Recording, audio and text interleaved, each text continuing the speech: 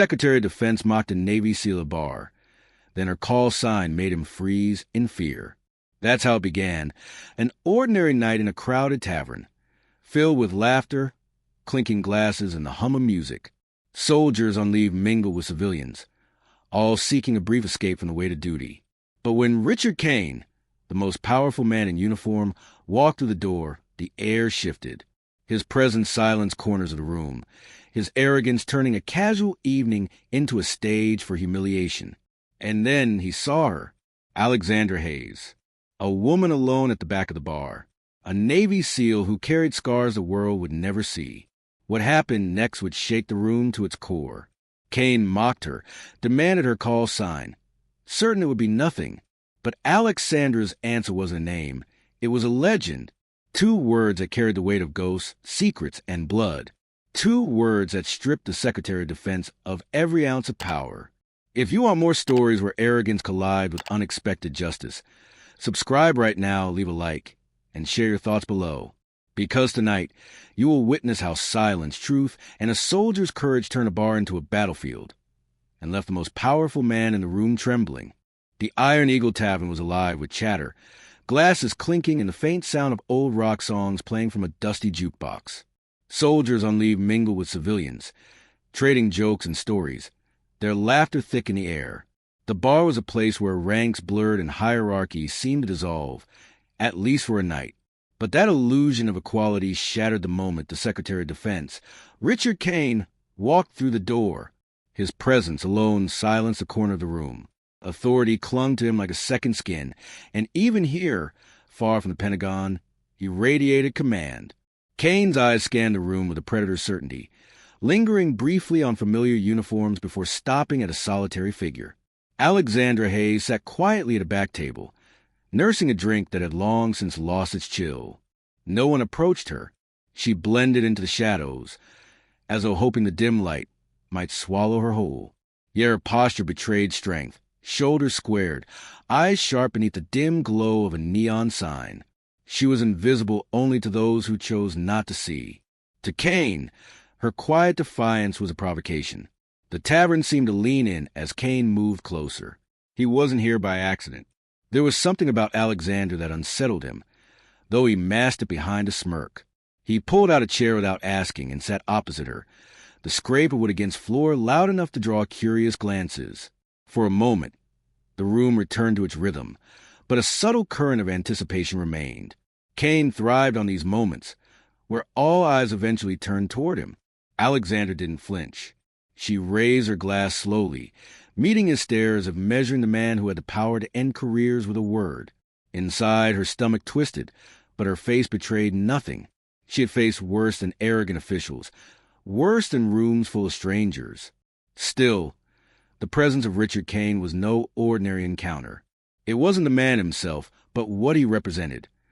A machine of authority that could erase people like her with the stroke of a pen. Her silence was her shield, and for now, she wielded it well. Kane leaned forward, lowering his voice but ensuring those nearby could hear. "You look out of place, sailor. Or should I say, SEAL?" The word dripped with mockery, an invitation to laughter. A couple of men at the bar chuckled, but unease spread just as quickly. Soldiers who had worn the same uniform as Alexandra knew the weight of that title. Yet Kane wielded it like a joke. Alexandra remained still, her eyes fixed on him, refusing to give him the satisfaction of a reaction. Her stillness unnerved him more than anger ever could. The bartender, polishing a glass, glanced at her with something like pity. He had seen this dance before, power pressing down on silence, waiting for it to break. Kane thrived on breaking people, especially in public. He wanted submission disguised as respect, fear disguised as obedience. Yet Alexander's silence only stretched the moment further, until even the laughter in the room faltered. For the first time that night, Kane felt the weight of eyes not applauding him, but watching to see if he would stumble. "Tell me," Kane said louder, leaning back with an air of mock relaxation. "What's your call sign?" His tone was casual enough to mask the barbed edge beneath it. Around them, conversation dimmed. A question that should have been harmless instead sliced through the tavern like a blade. Alexander's grip tightened on her glass, her knuckles whitening. The air grew heavy, as though the entire room held its breath. Kane smiled, convinced he had cornered her. He didn't yet realize the trap was his own making. A veteran in the corner, silver hair catching the faint glow of the jukebox, froze mid-drink. His gaze locked onto Alexandra, recognition flaring in his eyes. He set his glass down slowly, the sound of it tapping the table cutting through the silence. While others laughed nervously at Kane's remark, he didn't join. His expression was a mixture of awe and dread, as though he had seen a ghost walk into the room. He whispered something under his breath, words swallowed by the noise, but his eyes never left her. A current shifted. Something unsaid had just taken root. Kane noticed the veteran's silence, his smirk faltering for a fraction of a second. He quickly recovered, leaning closer toward Alexandra. "Come on," he pressed, his grin widening. "What's the matter? Don't have one? Or is it too embarrassing to say aloud?" His words sparked uneasy laughter again, but now it sounded forced, brittle. Alexandra's jaw clenched. She wasn't afraid of speaking, but she understood the weight her words carried. Once spoken, there would be no undoing them. And Kane, for all his arrogance, had no idea the storm he was calling down on himself. Alexandra set her glass down with deliberate calm, the faint thud echoing louder than expected.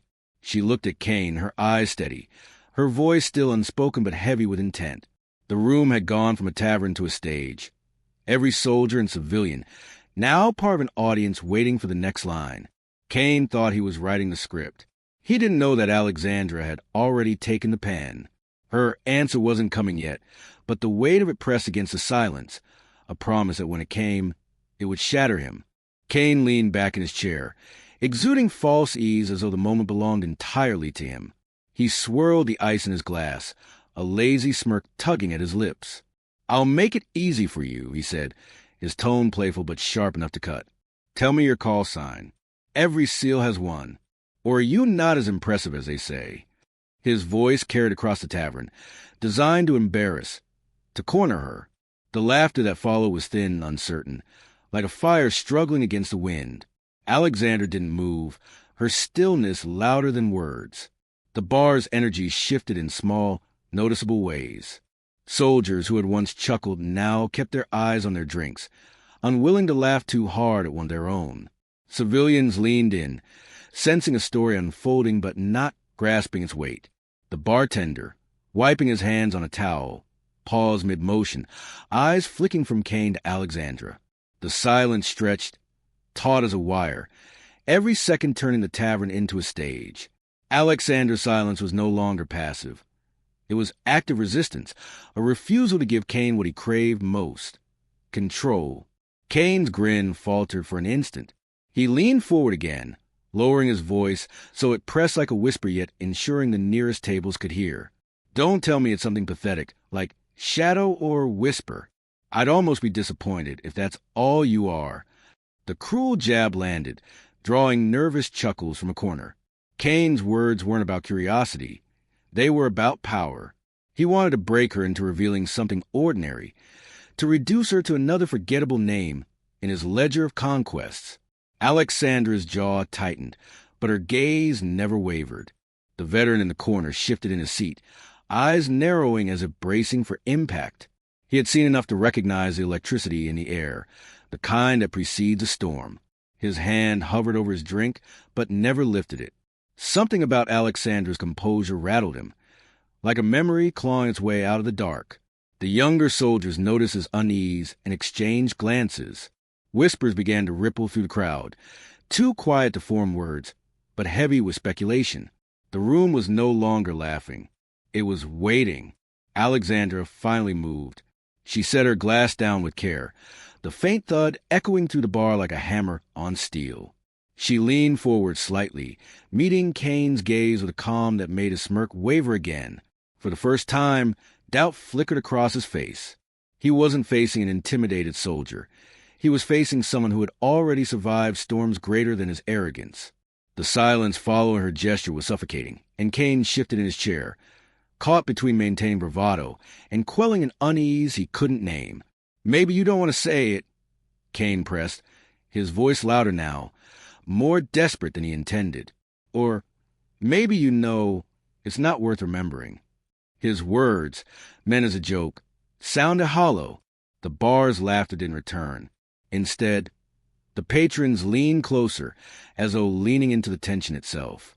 Alexandra's lips parted slightly, but no words came.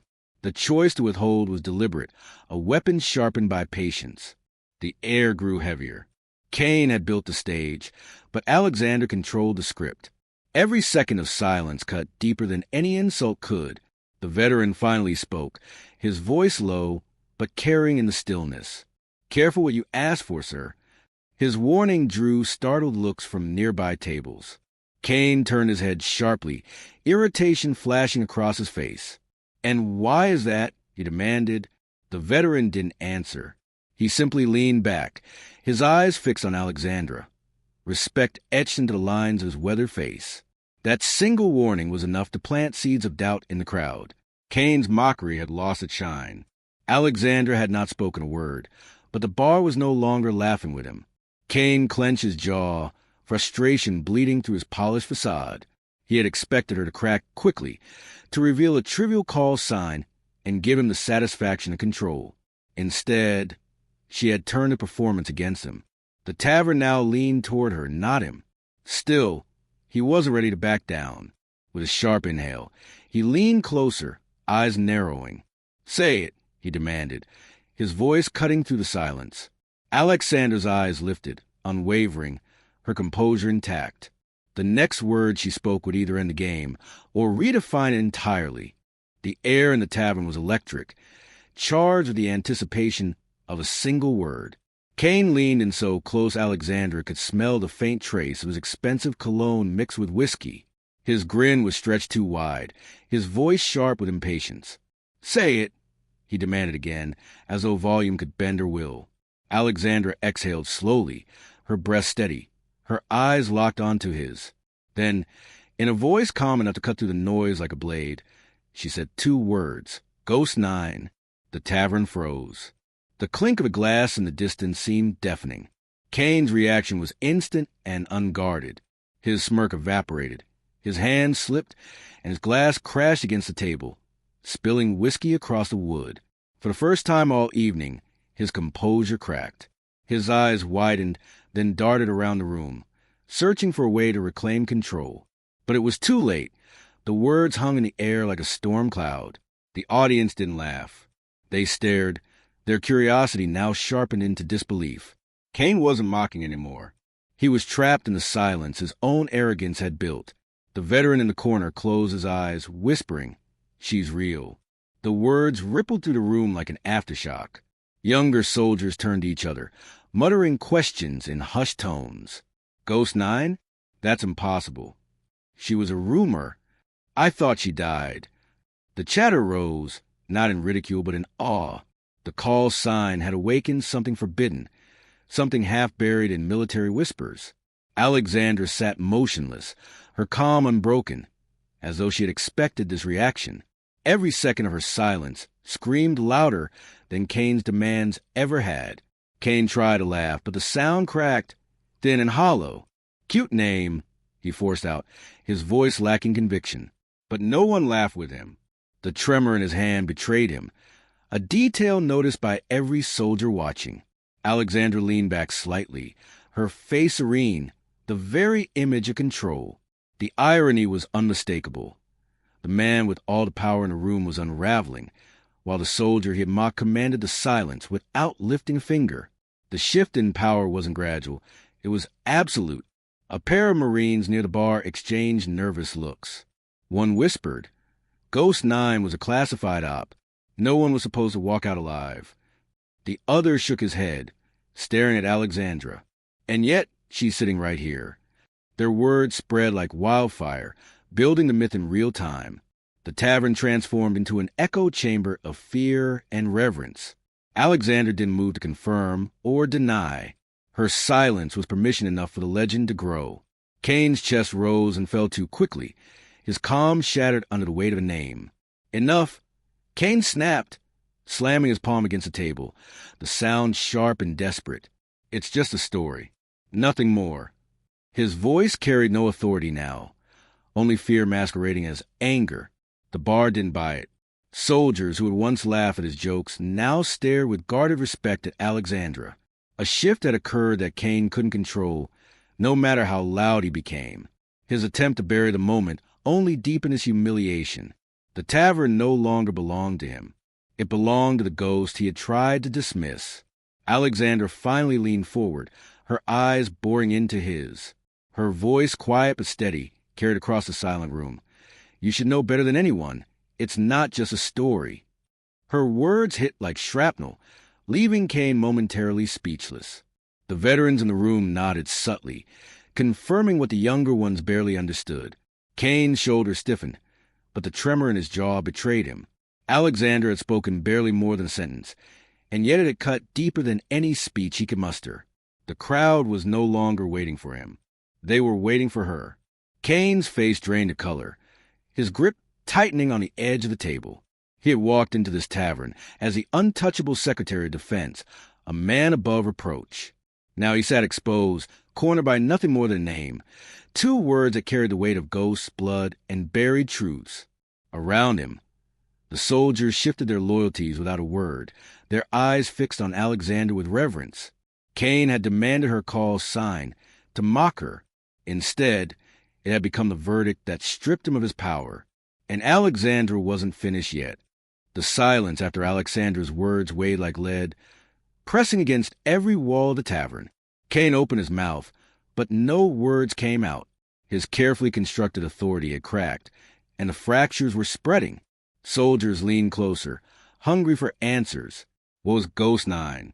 Why did the Secretary of Defense, a man untouchable by rank or law, look like he'd seen a ghost? The veteran in the corner shook his head slowly, eyes glistening with memories he had tried to bury. "It was her," he whispered. She was the one who made it out. The murmur swelled into a low tide of speculation. Ghost 9. The code name was familiar, whispered like a curse in the darker corners of military history. A mission never acknowledged, a failure scrubbed from the records. Officially, it had never happened. Unofficially, those who knew spoke of it in hushed tones, of lives lost in an ambush no one was supposed to survive.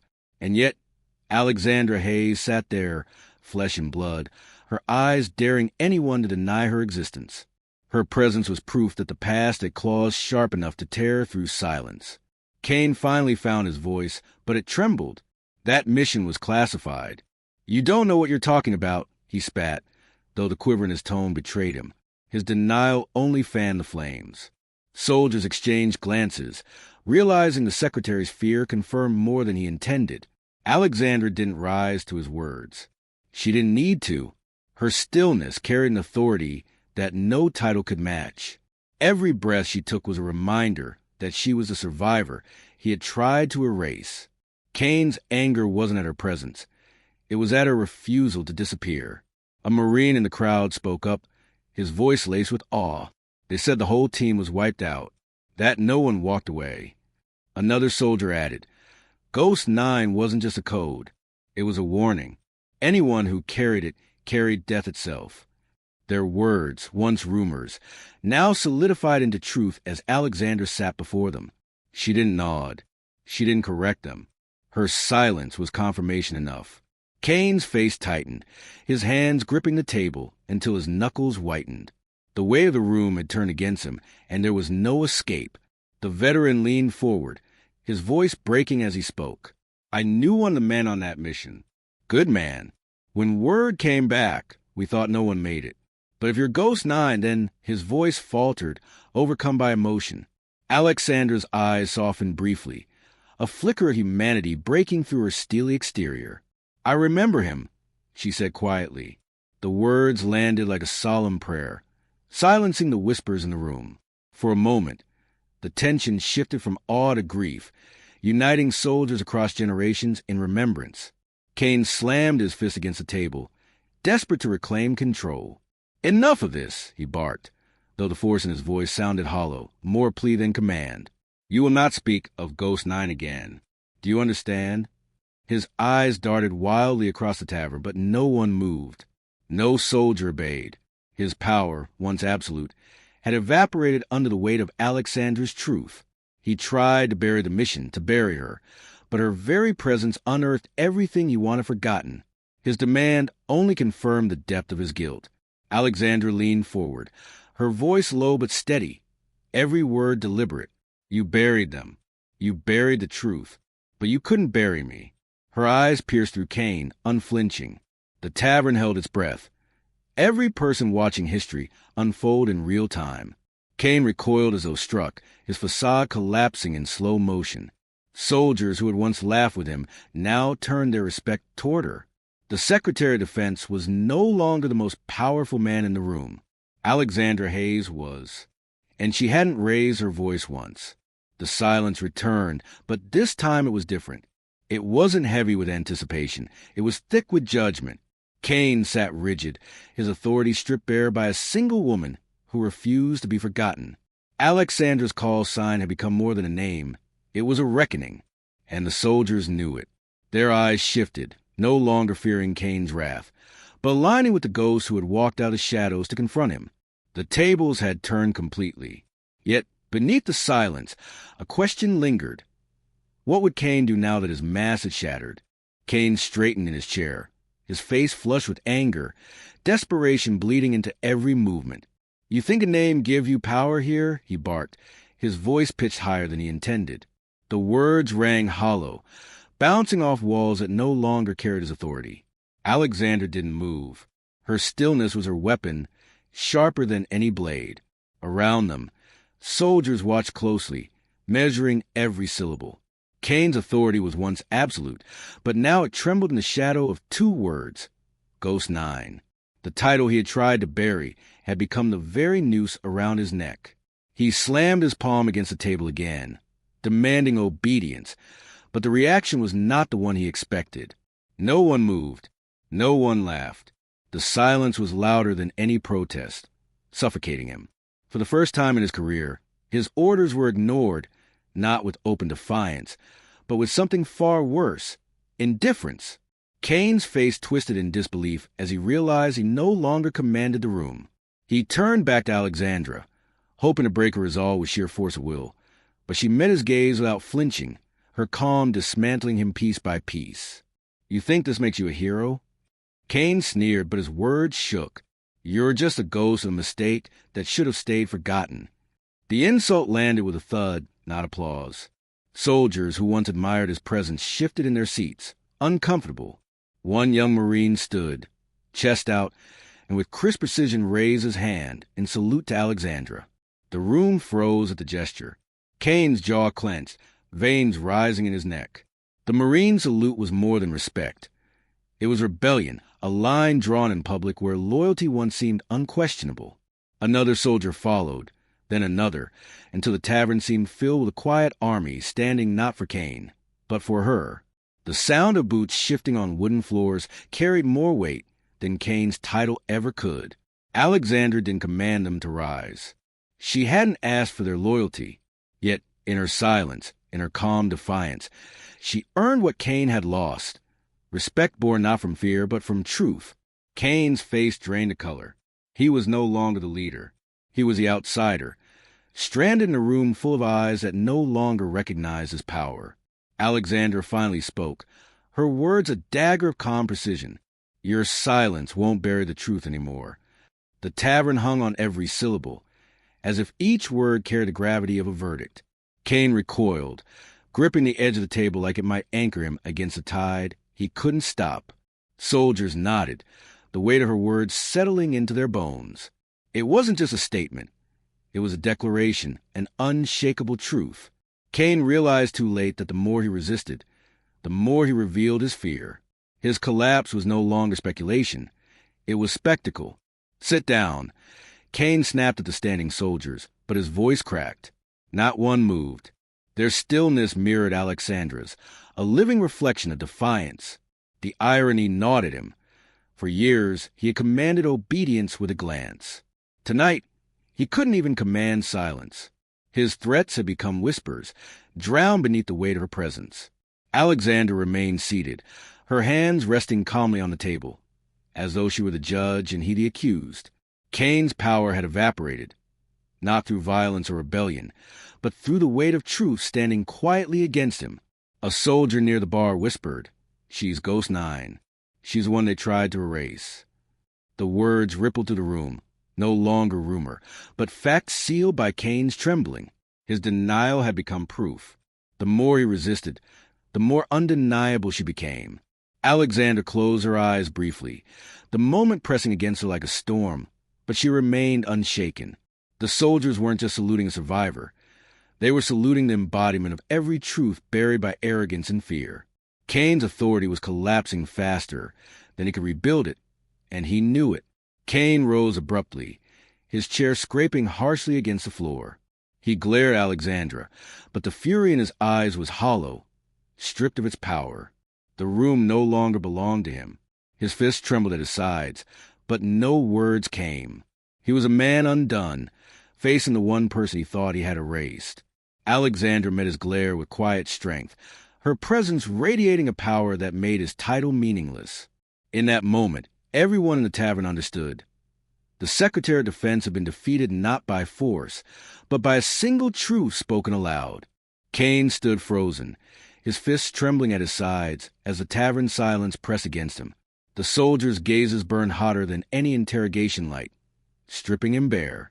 For the first time in his career, the man who wielded power over armies and nations found himself powerless. Alexandra didn't need to rise. Her stillness was enough. She sat as if carved from stone, her presence unyielding, her eyes locking him in place. The soldiers had chosen. The Secretary of Defense had lost his crown in the most public, humiliating way possible. Slowly, Kane's breath faltered. His chest heaved, but the fire in his eyes dimmed to embers. He looked around the tavern, searching desperately for an ally, but found only a wall of unflinching faces. The men and women he had believed were bound to his authority no longer feared him. They respected her. A truth settled over him like a verdict. Alexandra Hayes had undone him, without raising her voice, without lifting a hand. She had left him nothing to fight, only his own reflection staring back in shame. He turned his fury back to her, hoping his glare might pierce her calm. But Alexandra's expression didn't waver. Her silence was louder than any accusation, echoing the ghosts of those buried missions, those forgotten soldiers whose names would never be carved in marble. Kane's jaw tightened, his composure hanging by a thread.